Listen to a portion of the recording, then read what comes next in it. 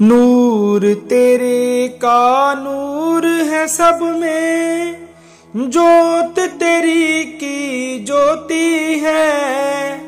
नाम तेरे का सिमरन ईश्वर, सब लई मोक्ष मोती है।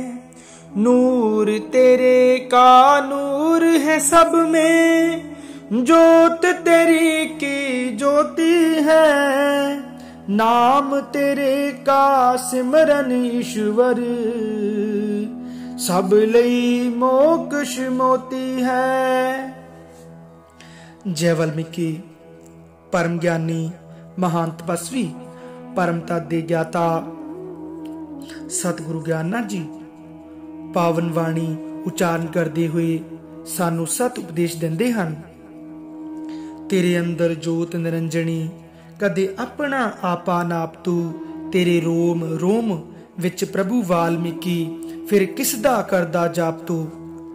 परम तत्व दे ज्ञाता सतगुरु ज्ञाननाथ जी इस श्लोक राही साडे सब जीवां दे भरम भुलेखे दूर करते हुए मूर्ति पूजा और कर्म कांडां विच फसे हुए मानवां दे अज्ञानता रूपी हनेरे नूं नष्ट कर ज्ञान रूपी रोशनी दिंदे हुए समझाउंदे हन। हे मानव, जो पार ब्रह्म परमात्मा इस संपूर्ण ब्रह्मांड की रचना करने वाला है, जो पार ब्रह्म परमात्मा इस संपूर्ण सृष्टि नूं चला रहा है, जिसदा दिता होया भोजन सब जीव खांदे हन, जो ईश्वर इस ब्रह्मांड दे कण कण विच वास कर रहा है। वाल्मीकि भगवान प्रभु जी ब्रह्मांड दी बुनियाद टिका के रम गए खुद प्रकृति अंदर, ज़ाहरा अपना नूर लखा के। उस पार ब्रह्म परमात्मा आनंद निरंकार ज्ञान स्वरूप सत स्वरूप परमेश्वर भगवान वाल्मीकि जी दी पावन ज्योति तेरे अंदर भाव तेरे मन मंदिर विच भी वास करती है। परम ज्ञानी सतगुरु ज्ञाननाथ जी सानू समझाउंदे हन, कल्ली शरदा इस बंदे विच अंध विश्वास भुलेखा बरदे। गुरु जी समझाउंदे हन, कई बार शरदावान मानव उस पार ब्रह्म परमात्मा नूं पाउण लई भरम विच फस के कर्म कांड करदे हन, तप दान तीरथ ते इशनान करदे हन। उस पार ब्रह्म परमात्मा दी प्राप्ति लई उसनूं बाहर जंगल पर्वत अते कई होर अनेकां तीर्थ स्थानां ते जाके तीरथ करदे हन। और जो मानव इस तरह अपना कीमती समय नष्ट कर लेंदा है, उसनूं ईश्वर दी प्राप्ति नहीं हुंदी। उस मानव नूं दुख और चिंतावां दी अग्नि निरंतर जलाउंदी रहंदी है। उस मानव दी आत्मा कदे भी शांत नहीं हुंदी। गुर परमेश्वर मिलिया बाजों असली मंजिल नजर न आवे, रस्ता पुल्ले राही वांगर जीव आत्मा पई कुरलावे। सतगुरु जी समझाउंदे हन, जिस तरह कोई मानव अपनी मंजिल दे रस्ते तो भटक के बहुत दुखी हुंदा है, उस मानव दी आत्मा कदे शांत नहीं हुंदी। पर जिस समय उस मानव नूं कोई जन उस दी मंजिल दा रस्ता दस दिंदा है, उस समय उस मानव दी आत्मा शांत हो जाती है। गुरु जी समझाउंदे हन, ठीक उसे तरह ही गुर परमेश्वर मिलिया बाजों असली मंजिल नजर न आवे। भाव बिना सच्चे सतगुर दे उस पार ब्रह्म परमात्मा दी प्राप्ति, भाव उस दी जोत मानव दे हिरदे अंदरों प्रकट नहीं हुंदी। सतगुरु सच्चे पातशाह जिस प्राणी ते होण दयाल, शब्द गुरु अते जुगती दस के अंदरों ईश्वर देण दिखाल।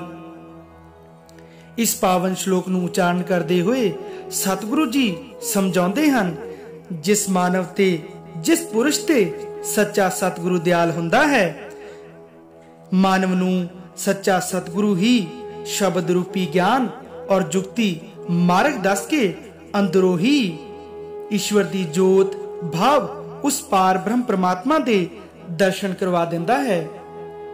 गुर दी बख्शिश बाजों ਹਿਰਦੇ ਵਿੱਚ ਪ੍ਰਕਾਸ਼ ਨਹੀਂ ਹੁੰਦਾ, ਭਗਤੀ ਬਾਝੋਂ ਆਦਿ ਪੁਰਖ ਦਾ ਦਿਲ ਦੇ ਅੰਦਰ ਵਾਸ ਨਹੀਂ ਹੁੰਦਾ।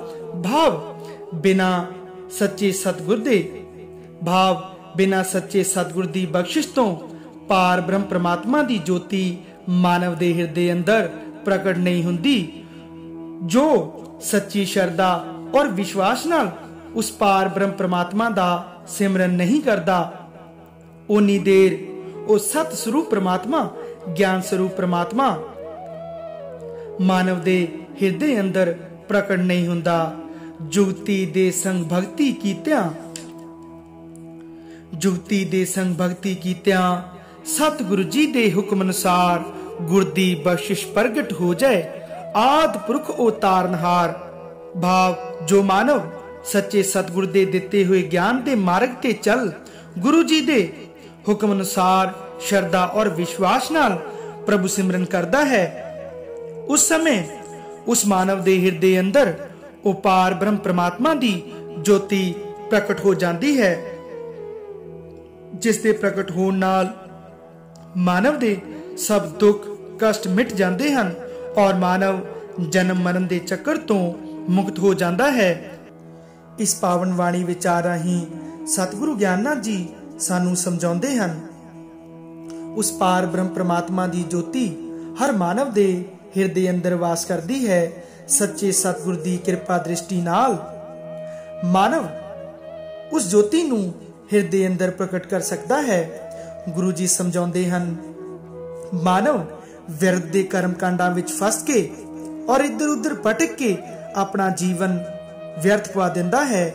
ਜੋ ਮਾਨਵ ਸੱਚੇ ਸਤਿਗੁਰ ਦੀ ਸ਼ਰਨ ਜਾ ਕੇ ਗਿਆਨ ਦੀ ਪ੍ਰਾਪਤੀ ਕਰ ਲੈਂਦਾ ਹੈ ਔਰ ਗੁਰੂ ਦੇ ਦੱਸੇ ਹੋਏ ਮਾਰਗ ਅਨੁਸਾਰ ਸਵਾਸ ਸਿਮਰਨ ਕਰਦਾ ਹੈ, ਅਭਿਆਸ ਕਰਦਾ ਹੈ ਔਰ ਸਤ ਕਰਮ ਕਰਦਾ ਹੋਇਆ ਆਪਣਾ ਜੀਵਨ ਬਤੀਤ ਕਰਦਾ ਹੈ, ਉਸ ਮਾਨਵ ਦੇ ਹਿਰਦੇ ਅੰਦਰੋਂ ਇਹ ਪਾਵਨ ਜੋਤ ਪ੍ਰਗਟ ਹੁੰਦੀ ਹੈ, ਜਿਸ ਨਾਲ ਮਾਨਵ ਜਨਮ ਮਰਨ ਦੇ ਚੱਕਰ ਤੋਂ ਮੁਕਤ ਹੋ ਜਾਂਦਾ ਹੈ।